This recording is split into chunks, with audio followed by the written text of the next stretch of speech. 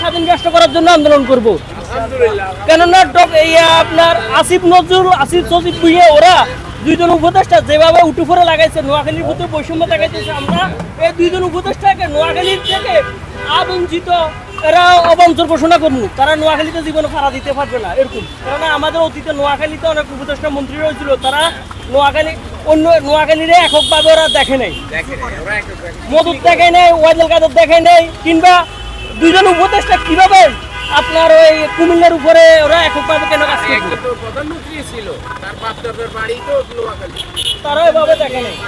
এখন যে দাঁড়াইছে তবে আমি একটা জিনিস বর্তমান যারা উপদেষ্টা আছে যারা এককভাবে একতা নিয়ে কাজ করতেছেন, আমি বলবো আপনারা যদি নোয়াখালীর প্রতি যদি বৈষম্য করেন, নোয়াখালীবাসী স্বাধীনতার জন্য আন্দোলন করবে। নোয়াখালী বিভাগ না দিলে নোয়াখালী স্বাধীনতা,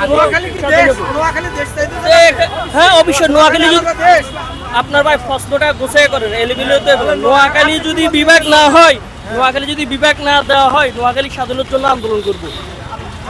আমার একটা প্রশ্ন, এক যুগ ধইরা নোয়াখালী বিভাগ চাই, নোয়াখালী বিভাগ চাই, ক্রিকেট খেলা হইলে ওরা এই স্লোগান না দেয়, কারণটা কি?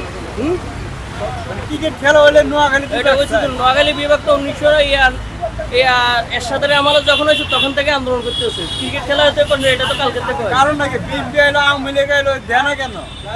হ্যাঁ দেয় না কেন? দেনা ওই আবার কুমিল্লার ওই জন্য দেনা, কোনো সরকার গন্ডগোল